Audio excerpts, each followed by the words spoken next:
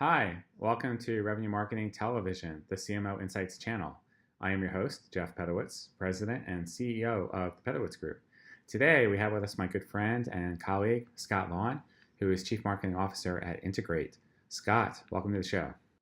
Hey, Jeff, thanks for having me. Like talking CMO and insights. Hey, and television's cool too. All of that, yeah. I mean, every channel, right? Yeah, And especially in 2018, we got to be every place, everywhere, all the time, right? very much so. Omni-channel. Omni-channel. So, you've been doing this for a while. You've had a lot of success. What to you, I guess, is the biggest change you've seen over the last few years as it relates to our marketing? Yeah, I'll tell you, Jeff, the one thing I see repeatedly, both as a CMO and someone who gets to work with a lot of marketing and sales organizations, is the incredible power that marketing's been given and the responsibility. And the juxtaposition is also that doesn't always come with a lot of resources or expertise. And so there's so much stuff now, and that changes. We thought technology might solve that. It does, it contributes. We thought data might solve that, but we've got buckets and piles of it. And what I see is marketers gaining their confidence, but also being a lot more leery of exactly what needs to happen next. And that change, I think we're about to see a new landscape that prevails.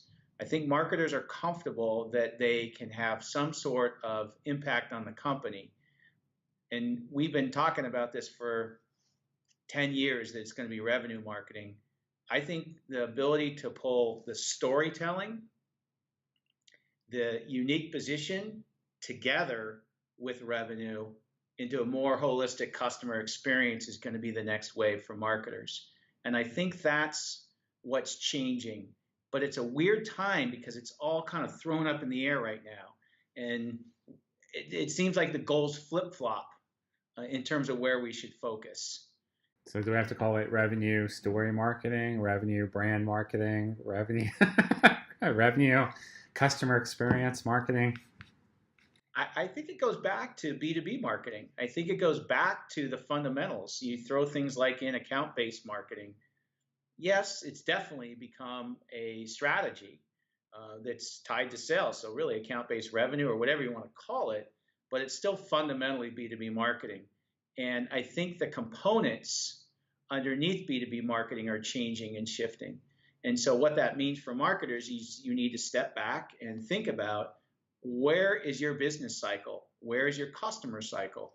And therefore, you apply that level of energy and expertise. We've been swayed so much by a generation of marketers that were obsessed that they were going to be revenue marketers, but the tools, the technology, the data really doesn't get us fully there yet. It gets us on the way. And so we have to understand and build a team that's more balanced around that ability to do storytelling, to focus on user experience, and to be able to create revenue. Rarely is that ever in a person. It's in a team in its ecosystem of partners and agencies and things around it. In some ways, it's going a little bit taking a step back to some fundamentals. I think that will get us to the next level. It's true. I think with the rise of technology, there's this kind of dichotomy where companies assume because you bought technology, then maybe you don't need to invest as much in personnel and skills because you can scale with the tech.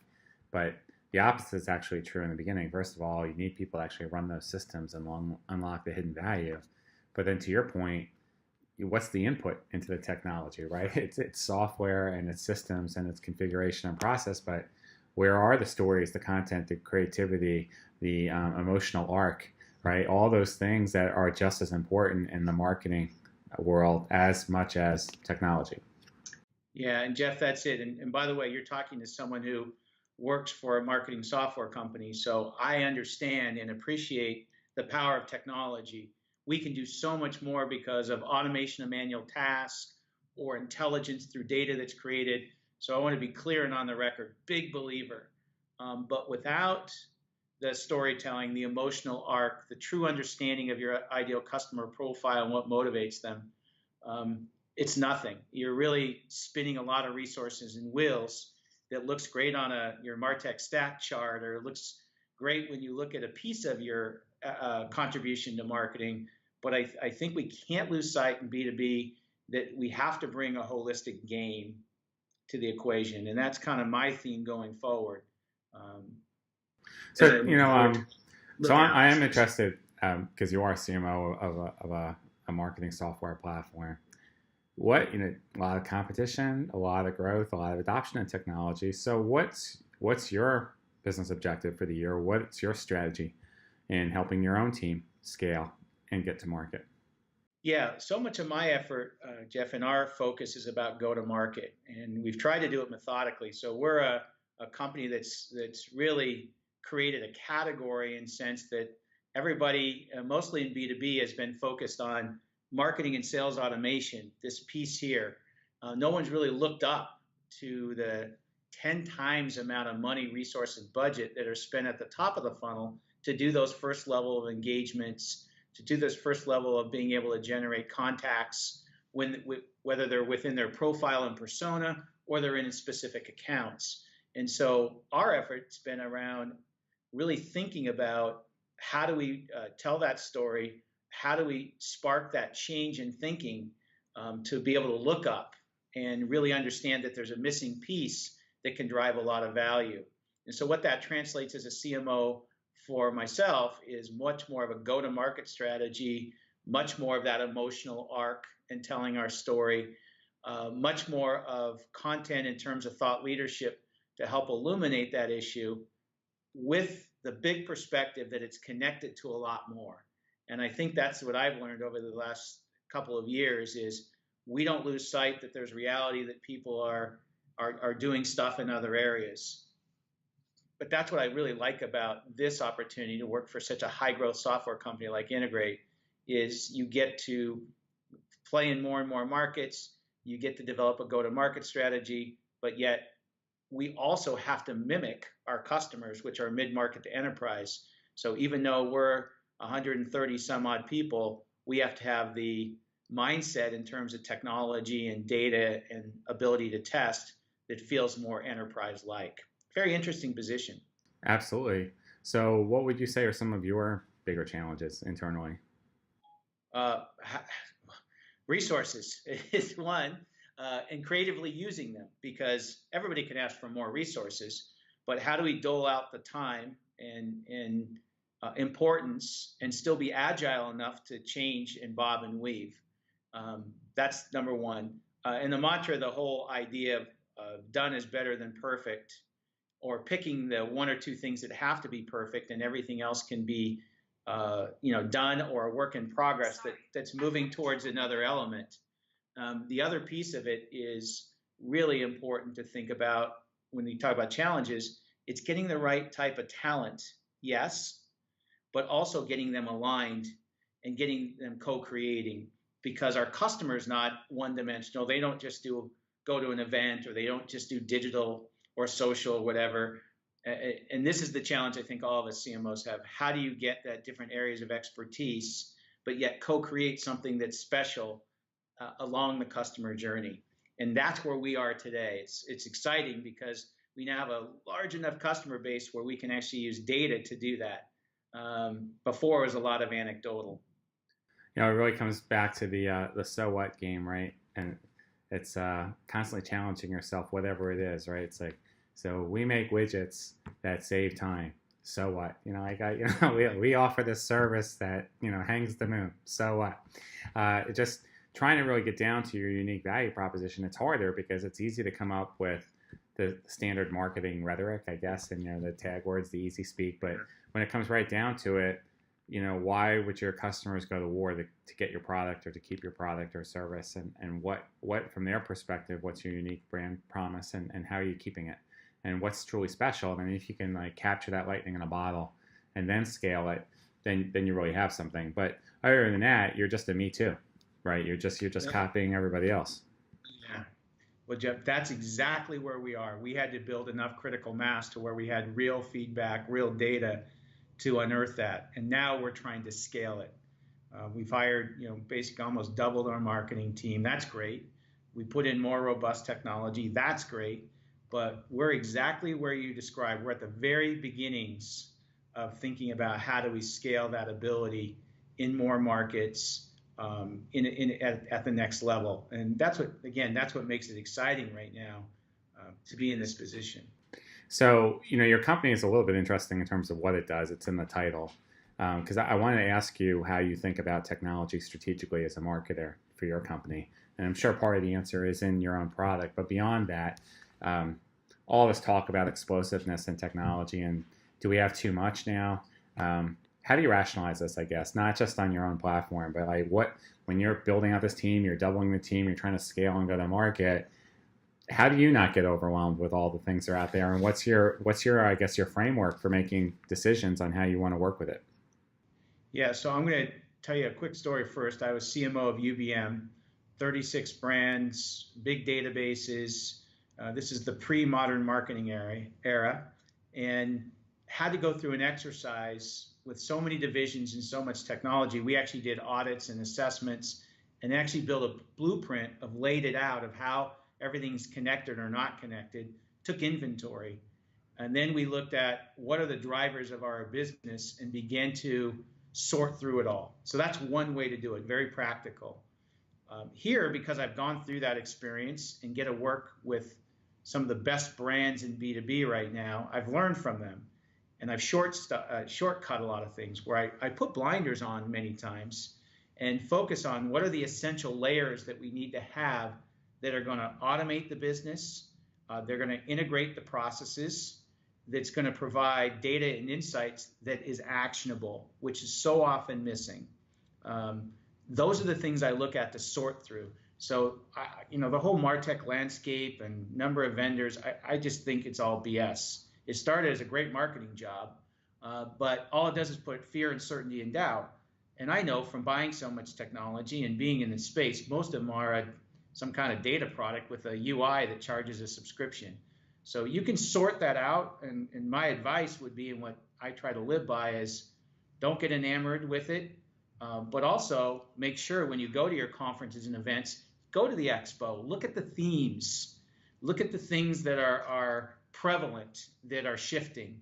How does AI play in? Not an AI product, but how does AI play through my current technology, and how does it play out what I should be thinking about? Same things with account-based marketing or GDPR and compliance. Always start at home, so to speak, and then look for things that add value.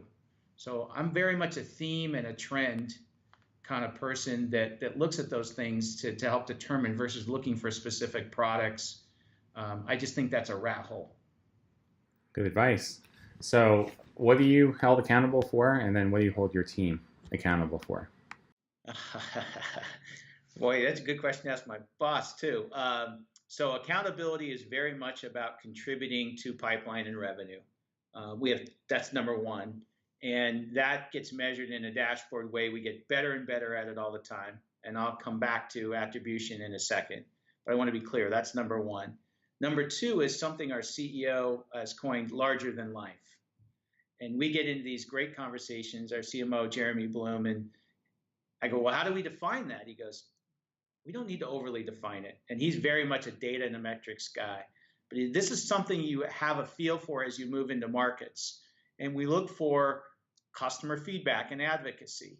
We look for how our partners are talking about Integrate and what we're doing. We look about employee enthusiasm. So there's other things we call number two as larger than life that is really important to us because we're creating a new way to do things, a new category, something that we believe is additive to the B2B marketing world. So those are the two things that I'm accountable for. I also have business development partnerships, so that's a little bit different curveball, but that kind of goes into 1 and 2. And what I'd say, Jeff, the other thing that I'm really on a rant train about right now is I'm watching people fall in love with attribution for the wrong reasons. And it's attribution to prove value versus to deliver value.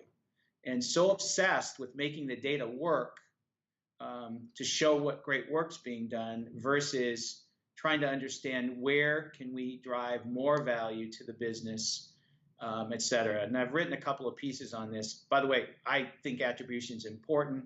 The attribution vendors are critical, but we're maybe using the tools for the wrong reason. And so that's why when I go to number one, our ops team, which is incredible here, the best I've worked with, we laugh a lot about, let's make sure that we're being very honest with ourselves and all the dashboards and data we produce. And I call them the ops posse.